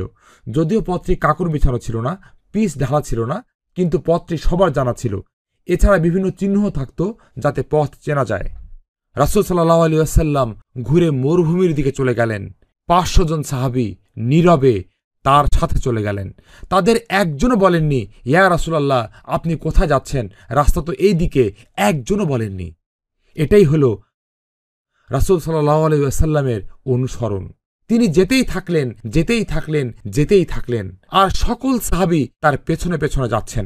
কেউই প্রশ্ন করা, জিজ্ঞেস করা, চ্যালেঞ্জ করার দুঃসাহস করেননি। এটাকেই বলা হয় অনুসরণ এবং ভালোবাসা। অবশেষে এক সময় তিনি থামলেন। তিনি তার উটকে থামালেন আর নেমে পড়লেন, যেটা সহজ কাজ না। উটকে থামানো সহজ কাজ না। উট থেকে নামা, উটে চড়া, এগুলো কষ্টসাধ্য কাজ। তিনি তা করলেন আর তিনি হেঁটে আরও সামনে গেলেন। ৫০০ জন সাহাবীর সকলেই তাদের উট থামালেন, উট থেকে নামলেন এবং তার সাথে হাঁটতে লাগলেন। তিনি বসে পড়লেন মরুভূমির মাঝখানে। তেমন বিশেষ কিছু মনে হচ্ছিল না। তিনি বসে পড়লেন আর ৫০০ জনের সকলেই তার সাথে বসে পড়লেন। তবুও কেউ হাত তুলে বললেন না যে ইয়া রাসূলুল্লাহ আমরা কি করছি। একজনও না। এটাকেই বলা হয় নেতৃত্ব, এটাকেই বলা হয় সম্মান প্রদর্শন। তারপর তিনি মাটির দিকে ইঙ্গিত করলেন এবং বললেন, হাযা কবরু উম্মি আমিনা। এটা আমার মা আমিনার কবর। তিনি ব্যাখ্যা করলেন যে তিনি এখানে কি করছেন। এটা আমার মা আমিনার কবর এবং আমি আল্লাহর কাছে তার কবরটা দেখার অনুমতি চেয়েছিলাম, আর তিনি আমাকে সেই অনুমতি দিয়েছেন। মূলত এজন্যই আমরা এখানে এসেছি। এবং শুধুমাত্র একবারই তিনি আমিনার কবরের কাছে গিয়েছিলেন, শুধুমাত্র একবারই। কেন? কারণ সিরা থেকে যদি স্মরণ করে দেখেন, তিনি মারা গিয়েছিলেন মরুভূমির মাঝখানে, মক্কা এবং মদিনার মধ্যবর্তী পুরাতন সড়কে। পুরাতন সড়ক যা এখন আর ব্যবহৃত হয় না। নতুন সড়কটি যা রাসূল সাল্লাল্লাহু আলাইহি ওয়াসাল্লাম ব্যবহার করছিলেন, সেটি ছিল পুরাতন সড়কটি থেকে অনেক দূরে। তিনি সড়কটি চিনতেন, কারণ তার বয়স ছিল ৬ বছর। আমিনার কথা তার পরিষ্কার মনে ছিল, তাই না? তিনি জানতেন ঠিক কোন জায়গায় কবরটি অবস্থিত। শুধুমাত্র এই একবারে তিনি আমিনার কবর দেখতে গিয়েছিলেন তার গোটা জীবনে। ইবনে ইসহাক উল্লেখ করেছেন, তিরমিজি শরীফ, দাউদ শরীফে উল্লেখ আছে, এমনকি বুখারী শরীফেও ঘটনাটির মূল কথা উল্লেখিত আছে। হাদিসে আছে যে যখন রাসূল সাল্লাল্লাহু আলাইহি ওয়াসাল্লাম সেখানে বসেছিলেন, তার চোখ থেকে অশ্রু ঝরে পড়তে শুরু করল। সেই অশ্রু জলে তার দাড়ি সিক্ত হয়ে গিয়েছিল। এরপর তিনি কাঁদতে শুরু করলেন। তারপর তিনি ফুঁপিয়ে কাঁদতে শুরু করলেন। ফুঁপিয়ে কাঁদছেন, বুঝতে পারছেন? ফুঁপিয়ে কাঁদছেন। এরপর কেউ কি এটা বলতে পারে যে তোমার যদি ঈমান থাকে তাহলে তুমি দুঃখ ভারাক্রান্ত হবে না? কেউ কি সিরাহ পাঠ করার পর এটা বলার দুঃসাহস করতে পারবে যে যদি তোমার ঈমান থাকে তুমি মা হারানোর যন্ত্রণাও অনুভব করবে না? কিভাবে তিনি কান্না না করে থাকতে পারেন যখন তিনি তার মৃত মায়ের কথা চিন্তা করছেন? অবশ্যই তিনি কাঁদবেন। আর রাসূল সাল্লাল্লাহু আলাইহি ওয়াসাল্লামের প্রতি সাহাবীদের ভালোবাসা এতটাই প্রবল ছিল যে যখন তারা নবীজিকে কাঁদতে দেখলেন তারাও কাঁদতে শুরু করলেন। যখন তিনি ফুঁপিয়ে কাঁদতে লাগলেন তারাও ফুঁপিয়ে কান্না শুরু করলো।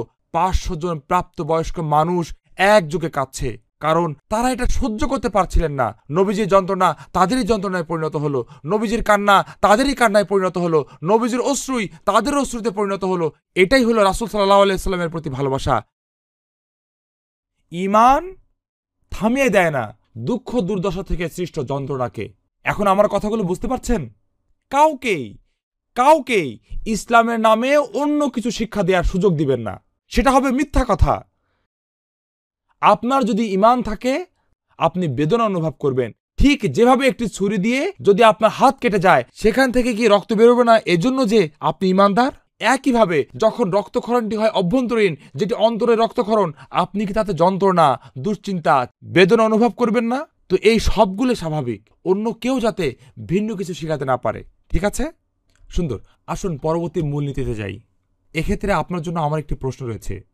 যদি ঈমান, এটা ঠিক আছে, যদি ঈমান বিপদ আপদকে প্রতিরোধ করতে না পারে, এটা প্রথম মূলনীতি। আর ঈমান যদি বিপদ আপদ থেকে সৃষ্ট যন্ত্রণাকে রোধ করতে না পারে, এটা দ্বিতীয় মূলনীতি। সেক্ষেত্রে প্রশ্ন হলো, ঈমান তাহলে কি করে? এখন আসছে তৃতীয় মূলনীতি। ঈমান বিপদ আপদকে প্রতিরোধ করবে না। ঈমান আপনাকে কোটিপতি বানিয়ে দেবে না। আপনাকে যন্ত্রণা সহ্য করতে হবে, আপনাকে অর্থনৈতিক সংকটে পড়তে হবে, আপনাকে দাম্পত্য সমস্যা পড়তে হবে, আপনাকে সামাজিক সমস্যার সম্মুখীন হতে হবে, পারিবারিক, সামাজিক এবং বাণিজ্যিক পলিটিক্সের শিকার হতে হবে, আপনাকে সকল ধরনের অবস্থার সম্মুখীন হতে হবে। ঈমান এগুলিকে প্রতিহত করবে না। ঈমান আপনার হৃদয়কে অন্তর্নিহিত বেদনা থেকেও রক্ষা করবে না। ঈমান তাহলে কি করবে? এটাই তৃতীয় মূলনীতি। ঈমান ভূমিকা পালন করে আধ্যাত্মিক থেরাপি হিসেবে, হৃদয়ের যন্ত্রণাকে উপশম করার জন্য, মনের ভারকে লাঘব করার জন্য, যন্ত্রণা সত্ত্বেও আপনার জীবন অব্যাহত রাখতে সাহায্য করার জন্য, যাতে পরবর্তী গন্তব্যের দিকে জীবনকে এগিয়ে নিতে পারেন। ঈমান এটাই করে থাকে। ঈমান যন্ত্রণার জন্য কুশনের মতো কাজ করে থাকে। ঈমান আপনাকে স্বাচ্ছন্দ্য প্রদান করবে যখন গোটা পৃথিবী আপনার জন্য রুক্ষ হয়ে যাবে। ঈমান আপনাকে সাহস দিবে, ঈমান আপনাকে আশা দেবে যখন পৃথিবীকে মনে হবে আশাহীন। ঈমান এটাই করে থাকে। পৃথিবী যতই অন্ধকার, বিবর্ণ এবং কালো হোক, ঈমান আপনাকে সম্মুখে অগ্রসর হওয়ার জন্য উজ্জ্বল আলোক রশ্মি প্রদান করে, আলোর রেখার ইঙ্গিত প্রদান করে। আগামীর দিনটা গতকালের তুলনায় উত্তম হবে। ঈমান আপনাকে আশাবাদ, সাহস, ভরসা প্রদান করে এবং যন্ত্রণাকে সম্পূর্ণভাবে দূর না করলেও যন্ত্রণাকে মোকাবেলা করতে এবং জীবনের পরবর্তী ধাপে অগ্রসর হতে সহায়তা করে। ঈমান এটাই করে। ঈমান হলো আধ্যাত্মিক থেরাপি। ঈমান হলো এমন, ধরুন আপনার হাত পুড়ে গেছে, আপনি তখন তার উপর মলম প্রয়োগ করেন, এটা স্বস্তি প্রদান করে, এটাই ঈমান। পোড়া ক্ষতটি কিন্তু এখনো উপস্থিত, যন্ত্রণা এখনো উপস্থিত। আমাকে এখানে পরিষ্কার করে বলতে হবে, আল্লাহর প্রতি আপনার ঈমান সর্বদা এই পোড়া ক্ষতটি সারিয়ে তোলে না। কখনো এটা সারিয়ে তোলে, কখনো কখনো কিছু সময় পর যন্ত্রণা সেরে যায়, কিন্তু কখনো কখনো এমনকি মৃত্যু পর্যন্ত এই যন্ত্রণা রয়ে যায়, এরকম ঘটে থাকে। কিন্তু ঈমান এই যন্ত্রণা লাঘব করবে এবং যন্ত্রণার বোঝা বহন করতে আপনাকে সামর্থ্য করে তুলবে। সেই বোঝাটি যেমনই হোক, সেই দুঃখ দুর্দশা যত কঠিনই হোক, যন্ত্রণার পরিমাণ যাই হোক, আল্লাহর প্রতি ঈমান আপনাকে সেই যন্ত্রণা বহন করার সক্ষমতা প্রদান করবে। যন্ত্রণাটি হয়তো থেকে যাবে, হয়তো এটা চলে যাবে, আপনি জানেন না, কিন্তু ঈমান আপনাকে সাহস এবং স্বস্তি প্রদান করবে জীবনের সমস্যাগুলোকে মোকাবেলা করার জন্য। ঈমান এমনটাই করে থাকে। এটাই ঈমানদার এবং কাফেরের মধ্যে পার্থক্য। এই মূলনীতি বুঝতে পেরেছেন? ঈমান দুঃখ দুর্দশাকে রোধ করে না, এটা দুঃখ দুর্দশা থেকে সৃষ্ট যন্ত্রণাকেও রোধ করে না, কিন্তু এটা আপনাকে সেরে উঠতে সহায়তা করে। এটা দুঃখ দুর্দশার ব্যবস্থাপনা করতে সহায়তা করে। দুঃখ দুর্দশার উপস্থিতি সত্ত্বেও ঈমান আপনার প্রয়োজনীয় সহায়তা প্রদান করবে। এটা কিভাবে হয়ে থাকে? আল্লাহর প্রতি বিশ্বাসের সাথে সম্পর্কিত বিভিন্ন অনুষঙ্গ দ্বারা। তো তৃতীয় মূলনীতিটি বেশ জটিলতাপূর্ণ, অর্থাৎ এর অনেকগুলো উপবিভাগ রয়েছে, যেমন 3-এর ক, 3-এর খ, 3-এর গ, 3-এর ঘ। এই সবগুলো নিয়ে আলোচনা করার সময় আজকে নেই, কিন্তু এটা বুঝুন যে সকল ধারণা যার বিষয়বস্তু হলো আল্লাহর সাথে আমাদের সম্পর্ক। যেমন তাওয়াক্কুল। তাওয়াক্কুল হলো তাদের একটি আল্লাহর প্রতি ভরসা, যেটাই ঘটছে তা ঘটছে একটা বিশেষ কারণ এবং উদ্দেশ্যে। তাকদীরের প্রতি ঈমান ও দুঃখ দুর্দশা মোকাবেলায় আপনাকে উপলব্ধি করতে হবে যে কোনো কিছু উদ্দেশ্যহীনভাবে ঘটে না। আমরা তাকদীরে বিশ্বাস করি, গাছের একটি পাতাও আল্লাহর ইচ্ছা ছাড়া পড়ে না। সবর। সবর হলো দুঃখ দুর্দশা মোকাবেলার সর্বোত্তম পন্থাগুলোর একটি। এখন আমরা সংক্ষেপে জানবো সবর আসলে কি। এক্ষেত্রেও ভুল ধারণা রয়েছে। বহু সংখ্যক মানুষের দৃষ্টিতে সবর হলো কান্না না করা। আর আমি সিরা থেকে আপনাদের দেখিয়েছি যে রাসূল সাল্লাল্লাহু আলাইহি ওয়াসাল্লাম কেঁদেছিলেন, তাই কান্না না করাটা সবর হতে পারে না, তাই না? সবরের সাথে যন্ত্রণা অনুভবের কোনো সম্পর্ক নেই, এটা ভুল ধারণা। আপনার যদি ঈমান থাকে আপনার সবর থাকবে, আর তাদের কাছে সবর অর্থ আপনি কাঁদবেন না। এটা কোথা থেকে পেলেন? কে আপনাকে বলেছে যে সবর অর্থ যন্ত্রণাহীনতা, সবর অর্থ দুশ্চিন্তাহীনতা, সবর অর্থ কান্না না করা? কোথা থেকে পেলেন? এটা একটা ভুল ধারণা। তাহলে সবর আসলে কি? আমার কথা মনোযোগ দিয়ে শুনুন। সবর হলো একটি অভ্যন্তরীণ, মনস্তাত্ত্বিক এবং বুদ্ধিবৃত্তিক জিহাদ। কিভাবে? আপনি আপনার মনোকষ্টকে যুক্ত করবেন সেই পুরস্কারের সাথে যা আল্লাহর পক্ষ থেকে প্রত্যাশা করেন। এটাই হলো সবর। সবরের অবস্থান আপনার মনে। এটা বড় একটা সংগ্রাম, কারণ আপনার হৃদয় শূন্যতায় ছেয়ে আছে, আপনার অস্তিত্ব বিলীন হওয়ার উপক্রম। এরপরে আমি কিভাবে বাঁচব? সবর অর্থ সেই দুর্দশা, সেই যন্ত্রণা, সেই কষ্টকে আপনি যুক্ত করবেন কিসের সাথে? আল্লাহ থেকে প্রাপ্ত পুরস্কারের সাথে। আর যখন আপনি এটাকে আল্লাহর পুরস্কারের সাথে যুক্ত করবেন, যখন আপনি আল্লাহর পুরস্কারের প্রত্যাশা করবেন, তখন সহসাই অনাবিল এক প্রশান্তি অনুভব করবেন। আপনি স্বস্তি অনুভব করবেন। আল্লাহ আমাকে যা প্রদান করবেন তা আমি যা হারিয়েছি তা থেকে উত্তম। যখন আমি আল্লাহর সাথে সাক্ষাৎ করব, আল্লাহ আমাকে অনেক বেশি দান করবেন আমার এই যন্ত্রণার তুলনায়। এই চিন্তাই যন্ত্রণাটিকে সহনযোগ্য করে দিবে। এটাই হলো সবর। তো আপনি যখন এভাবে চিন্তা করবেন, যন্ত্রণাটা কিন্তু এখনো বিদ্যমান, হৃদয়ের শূন্যতা এখনো বিদ্যমান, তখন সহসাই আপনি নিজেকে আল্লাহর মহাপরিকল্পনার কাছে সমর্পণ করে দিবেন। আর আপনি আল্লাহর সন্তুষ্টি ছাড়া অন্য কোনো কথা বা কাজ করবেন না। এটাই হলো সবর। সবর হলো আপনার অন্তর্গত যন্ত্রণাকে প্রত্যাশিত পুরস্কারের সাথে যুক্ত করা। যদি এই যোগসূত্র তৈরি করতে পারেন, আপনি সবর অর্জন করেছেন। কারণ যখন আপনি এই যোগসূত্র তৈরি করবেন, আপনি হয়তো খুশি হতে পারবেন না। দুঃখ দুর্দশার সময় কেউ তো খুশি হতে পারে না, কিন্তু আপনি নিজেকে সান্ত্বনা দিতে পারবেন, সামনে আমার জন্য উত্তম কিছু অপেক্ষা করছে। আর এই সান্ত্বনাটি আপনাকে প্রকৃতিস্থ করবে, আপনাকে শান্ত রাখবে, আপনাকে সামনে এগিয়ে যাবার শক্তি যোগাবে। এই সান্ত্বনাটি আল্লাহর প্রতি ঈমানকে প্রদর্শন করে, যা অন্য কোনোভাবে সম্ভব না। আর সেজন্যই আল্লাহ কোরআনে বলেছেন, ইন্নামা ইউওয়াফাস সাবিরুন আজরাহুম বিগাইরি হিসাব। সবরের প্রতিদান আল্লাহ হিসাব ছাড়া প্রদান করবেন। আর জান্নাতের সর্বোত্তম স্তর অর্থাৎ জান্নাতুল ফিরদাউসের কথা উল্লেখ করতে গিয়ে আল্লাহ বলেছেন, ফেরেশতাগণ জান্নাতীদেরকে অভিবাদন জানাবেন।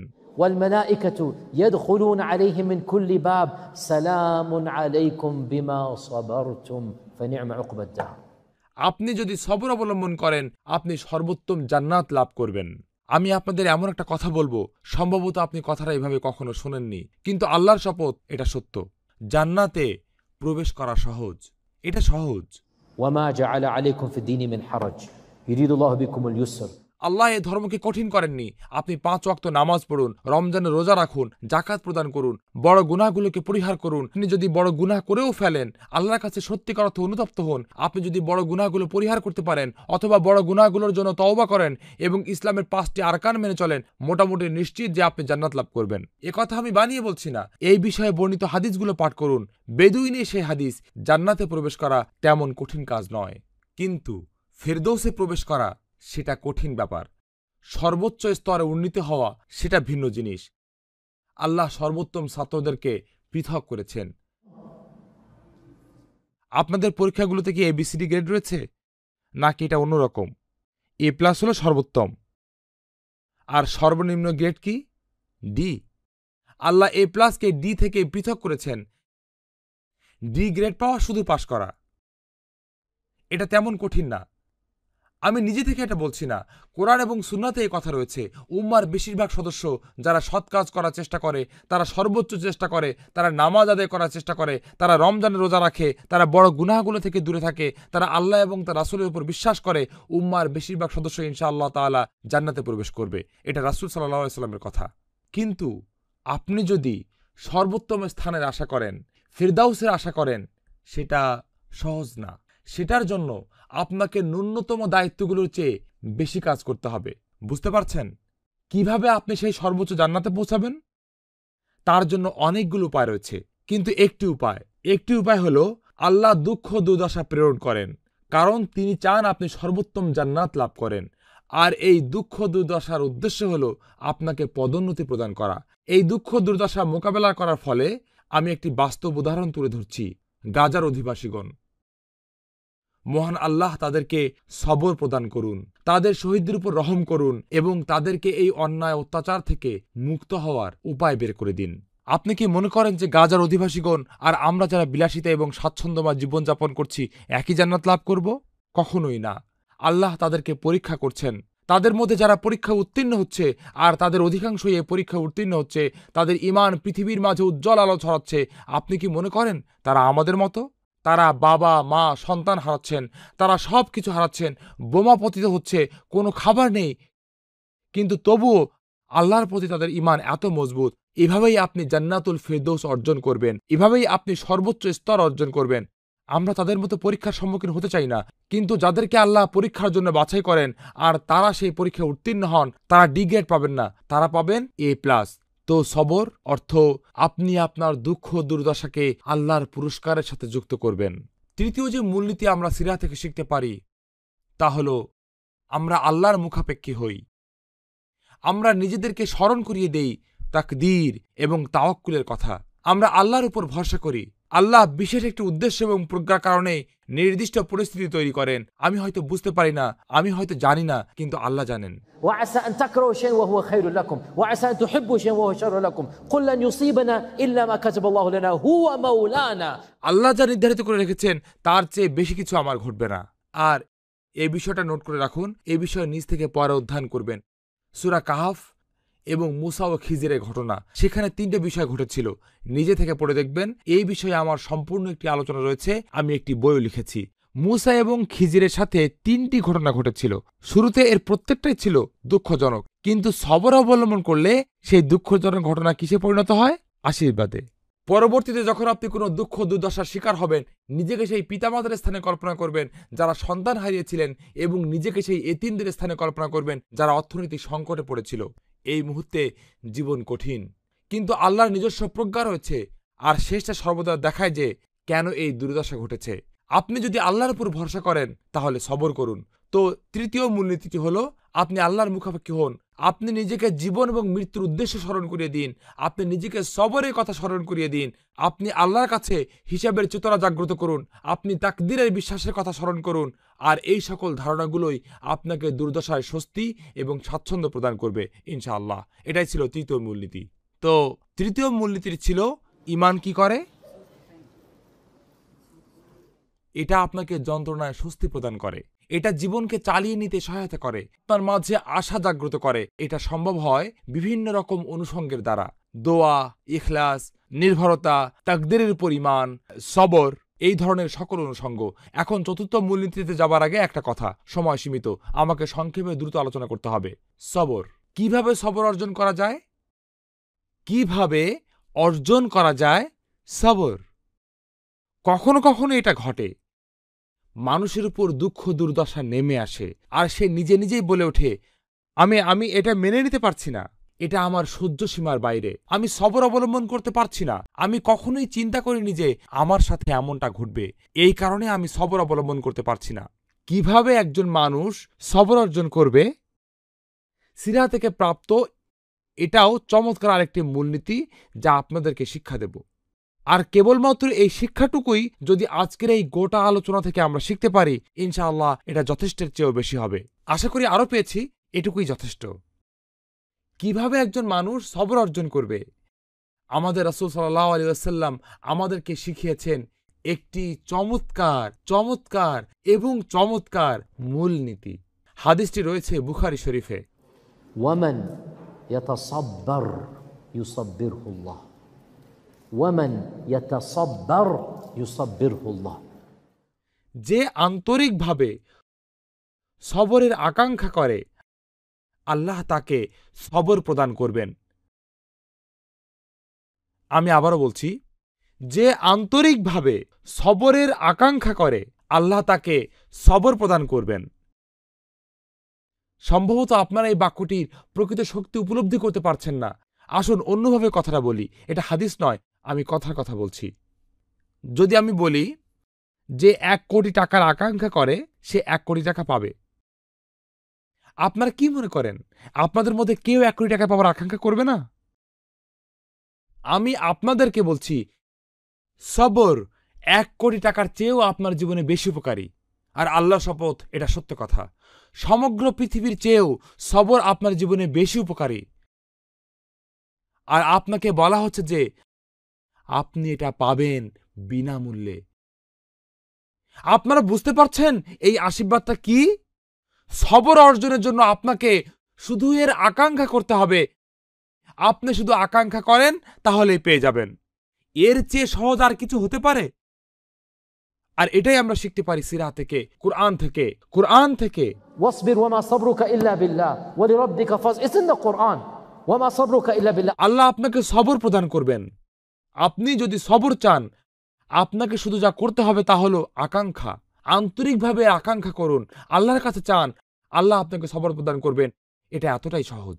তো জেনে রাখুন, কারোরই প্রতারিত হওয়া উচিত না শয়তানের দ্বারা।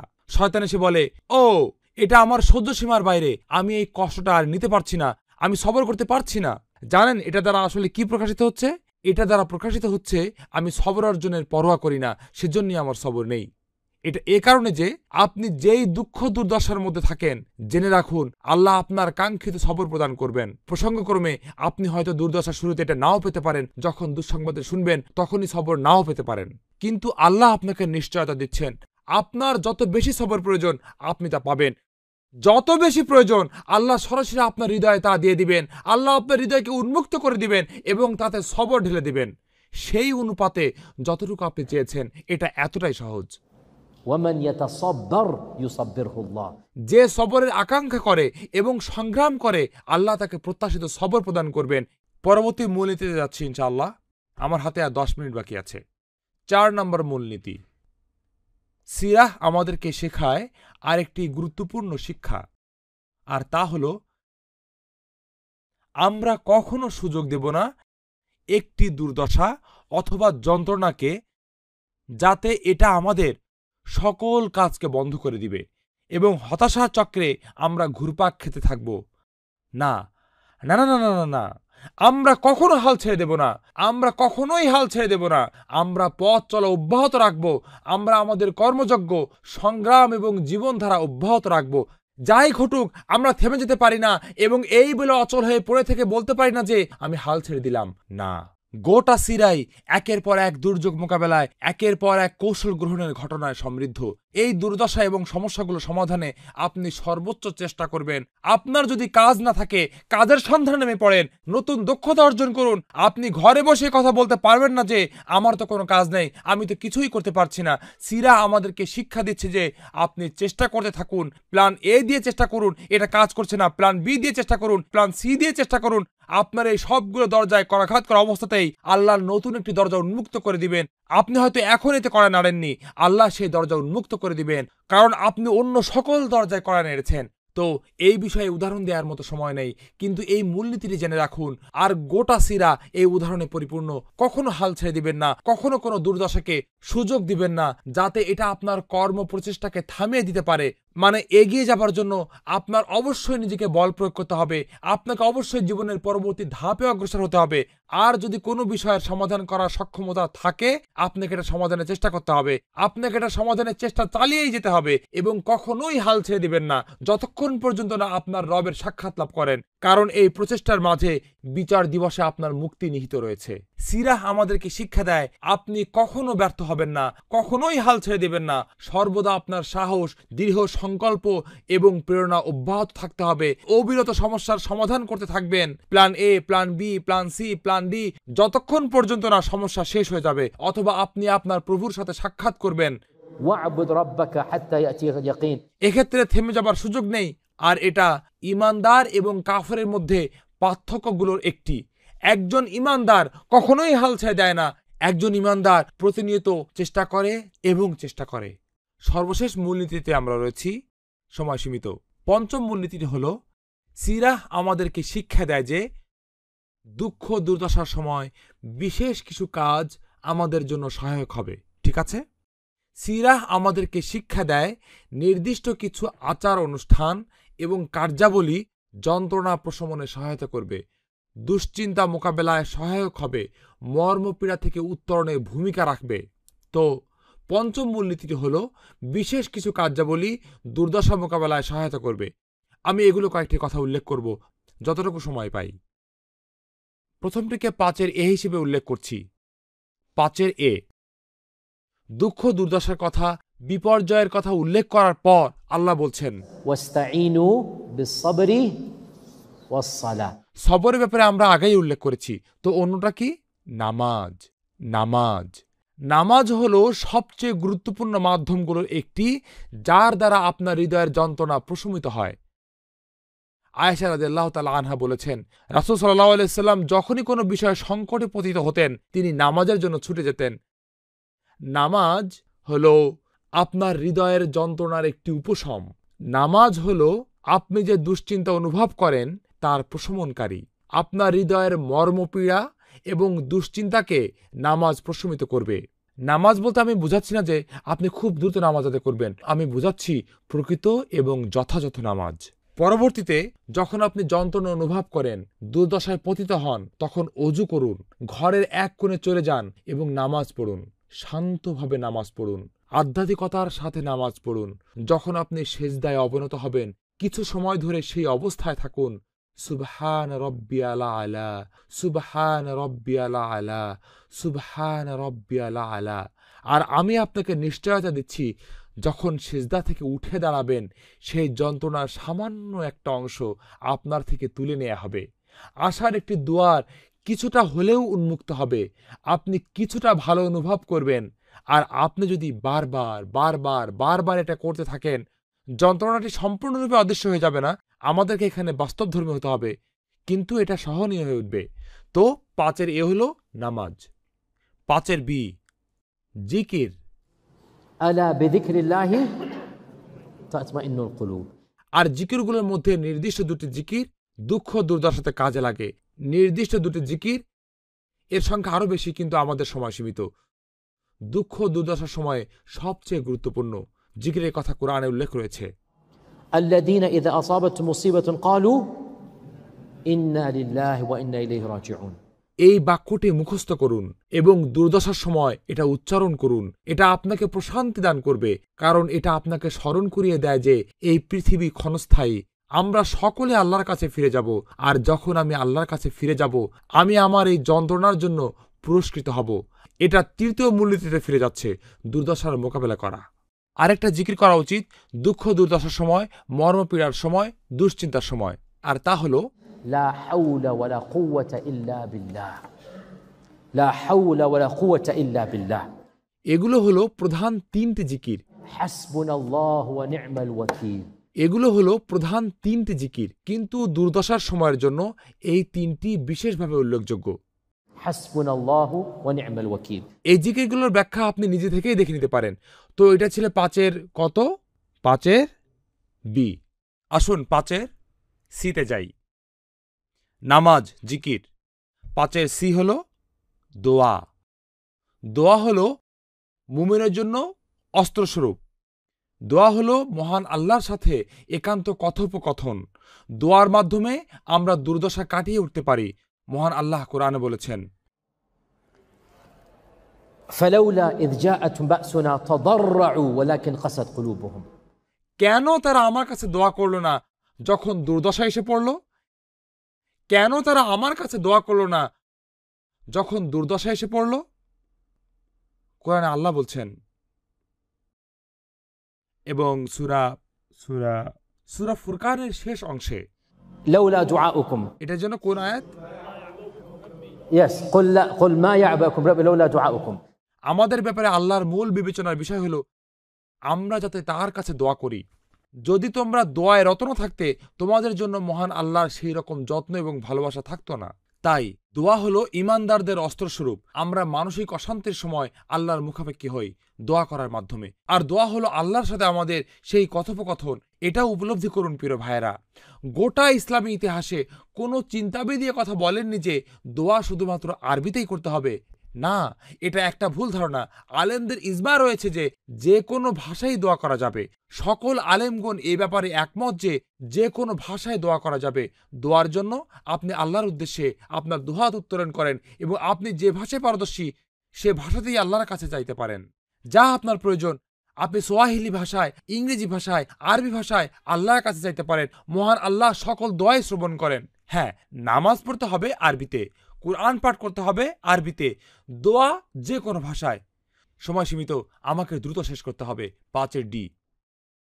5 ডি হলো الشكوى إلى الله. আল্লাহর নিকট অভিযোগ জ্ঞাপন দুঃখ দুর্দশার সময়। শাকওয়া ইলাল্লাহ হলো থেরাপির অংশ।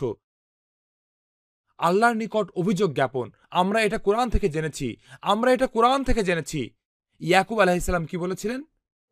قل إنما أشكو بثي وحزني إلى الله. তোমাদের কাছে আমি অভিযোগ করছি না, আমি অভিযোগ করছি আল্লাহর কাছে। নবী আইয়ুব আলাইহিস সালাম কি বলেছিলেন? ربي إني مسني الضر وأنت أرحم الراحمين. আমি যন্ত্রণার মধ্যে আছি। নবী মূসা কি বলেছিলেন? হে প্রভু, আমি ফকির, إني لما أنزلت لي من خير فقير. আমি আপনার মুখাপেক্ষী। নবী জাকারিয়া কি বলেছিলেন? واشتعل رأس شيبا ولم أكن بدعائك ربي شقيا إني وهن العظم مني يا رب. আমার হাড়গুলো দুর্বল হয়ে গিয়েছে, আমার চুলগুলো শুভ্র বর্ণ ধারণ করেছে। হে প্রভু, আমার আদর্শ অব্যাহত রাখার জন্য একজন উত্তরাধিকারী প্রয়োজন। আল্লাহর নিকট অভিযোগ করা মূলত কি? আল্লাহর নিকট অভিযোগ করা হাদিসে তায়েফের ঘটনা সম্পর্কে এসেছে। এই বিষয়ে আমি একটি খুতবা প্রদান করেছিলাম, অনলাইনে খুতবাটি পাবেন। তায়েফের ঘটনায় উল্লেখিত দোয়াটি, اللهم إليك أشكو. আল্লাহর নিকট অভিযোগ জ্ঞাপন প্রসঙ্গক্রমে দোয়ার যথাযথ শব্দ প্রয়োগের প্রতি সচেতন থাকুন। অনেক সময় সামান্য পরিবর্তনে কুফরি এবং ইমানের মতো তারতম্য ঘটে যেতে পারে। আল্লাহ সম্পর্কে অভিযোগ করা, নাউজুবিল্লাহ, এটা কুফরি। আর আল্লাহর নিকট অভিযোগ করা হলো ইমান। আল্লাহর নিকট অভিযোগ করাটা কি? সরল ভাষা এটা দিয়ে বোঝায়, হে প্রভু, আপনি তো দেখছেন জীবন কতটা কঠিন হয়ে গিয়েছে। আপনার রহমত ছাড়া এই পরিস্থিতি আমার সহ্য ক্ষমতার বাইরে চলে গিয়েছে। হে প্রভু, আপনার সাহায্য আমার প্রয়োজন। হে প্রভু, আমার অর্থনৈতিক অবস্থা, হে প্রভু, আমার দাম্পত্য জীবন, হে প্রভু, আমার সন্তানেরা, সেটা যাই হোক না কেন, আপনি আল্লাহর নিকট অভিযোগ করবেন, হে প্রভু, আপনার রহমত আমার প্রয়োজন। আপনি দেখছেন যে পরিস্থিতি কতটা খারাপ, আপনি ছাড়া কেউ আমাকে সাহায্য করতে পারবে না। এটাই আল্লাহর নিকট অভিযোগ। এটাও এক প্রকারের দোয়া। তো এটা আলাদা একটা শ্রেণীভাগ। তো এটা 5 কত? 5 ডি, তাই না? 5 ইতেই মূলনীতির আলোচনা শেষ। এরপর আমরা সমাপনী বক্তব্যের দিকে যাব ইনশাআল্লাহ তাআলা। 5 ই, আপনারা সবাই কি শুনছেন? এটাই সর্বোচ্চ সীমা, এটাই আমলের রানী, এটাই সর্বোত্তম কাজ যা আপনি করতে পারেন। যখন আপনার হৃদয় কষ্ট এবং যন্ত্রণার মধ্যে থাকে, এটা 5 এ থেকে ডি সবগুলো একসাথে সর্বোত্তম সময়, সর্বোত্তম স্থানে এবং সর্বোত্তম অবস্থায়। আর তা হলো তাহাজ্জুদের নামাজ। তাহাজ্জুদের নামাজ দুঃখ দুর্দশার মাঝে তাহাজ্জুদের নামাজ ছাড়া অন্য কোনো কিছুই নেই যা আপনাকে অধিক প্রশান্তি এবং স্বস্তি প্রদান করবে। কারণ আপনি পূর্বে উল্লেখিত সবগুলো কাজ একসাথে করছেন। এতে রয়েছে কোরআন, এতে রয়েছে জিকির, এতে রয়েছে দোয়া, এতে রয়েছে আল্লাহর নিকট অভিযোগ। এগুলো সবগুলো একসাথে। আপনি রাতের গভীরে জেগে উঠুন, ওযু করুন, এরপর ঘরের এক কোণে চলে যান, হৃদয়কে উন্মুক্ত করে দিন, হাত উত্তোলন করুন, এরপর সিজদায় লুটিয়ে পড়ুন এবং মহান আল্লাহর কাছে সাহায্য ভিক্ষা চান। আপনার হৃদয়ে প্রশান্তি আনার জন্য তাহাজ্জুদের নামাজ হলো সর্বোত্তম পন্থা। আর সেজন্যই মহান আল্লাহ কোরআন নাজিলের দ্বিতীয় উপলক্ষেই উল্লেখ করেছেন, يا أيها المزمل قم الليل إلا قليلا نصفه أو انقص منه قليلا أو زد عليه ورتل القرآن ترتيلا إنا سنلقي عليك قولا ثقيلا. জীবন কঠিন হয়ে উঠবে ইয়া রাসূলুল্লাহ, আপনার প্রচারিত বাণীটি বেশ ভারী। সেজন্যই আপনার তাহাজ্জুদ পড়া উচিত। লক্ষ্য করুন কিভাবে কার্যকরণ এবং ফলাফল সম্পর্কযুক্ত। যখন জীবন কঠিন হয়ে ওঠে, যখন আপনার প্রচারিত বাণীটি কঠিন হয়ে ওঠে, যখন দায়িত্বগুলো কঠিন মনে হয়, তাহাজ্জুদ আপনাকে প্রদান করবে ঈমান, সবর, নির্ভরতা, ইয়াকিন এবং প্রশান্তি যা আপনার প্রয়োজন সেই যন্ত্রণা এবং মর্মপীড়া কাটিয়ে ওঠার জন্য। আর সেজন্যই আমাদের রাসূল সাল্লাল্লাহু আলাইহি ওয়াসাল্লাম কখনোই তাহাজ্জুদের নামাজ ছাড়তেন না। এমনকি ভ্রমণরত অবস্থাতেও তিনি তাহাজ্জুদ ছেড়ে দিতেন না। আর সেজন্যই তাহাজ্জুদের নামাজ এ গ্রেডের ছাত্রদের থেকে ডি গ্রেডের ছাত্রদেরকে পৃথক করে। লক্ষ্য করুন কোরআন কিভাবে তাহাজ্জুদের নামাজের বর্ণনা দিয়েছে। এর দ্বারা আপনি বুঝতে পারবেন যে এর মাধ্যমেই আপনি সর্বোচ্চ স্তরে পৌঁছতে পারবেন। এর দ্বারা পার্থিব জীবনেও প্রশান্তি এবং স্বস্তি নেমে আসে। উপসংহারে বলতে চাই প্রিয় ভাইয়েরা, আমি আপনাদেরকে সিরা থেকে 5টি সহজ মূলনীতি শিক্ষা দিলাম। দয়া করে এগুলো মুখস্থ করুন। প্রথম মূলনীতি, সিরা আমাদেরকে শিক্ষা দেয় যে এই পৃথিবী পরীক্ষাপূর্ণ। আর আপনার ঈমান রয়েছে এর অর্থ এই না যে আপনি কোটি কোটি টাকার মালিক হবেন, জীবন নিষ্কণ্টক হয়ে যাবে, আপনি ভালো ক্যারিয়ার এবং পেশার অধিকারী হবেন। বিপরীত পক্ষে কখনো কখনো আল্লাহ মানুষকে পরীক্ষা করেন কারণ তার ঈমান রয়েছে।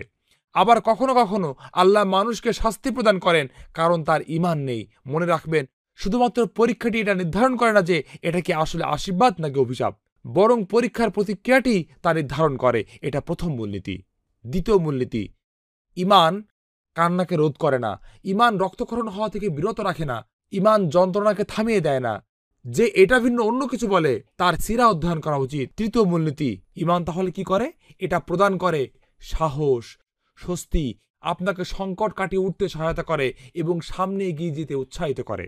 চতুর্থ মূলনীতি, কখনো হাল ছেড়ে দিবেন না।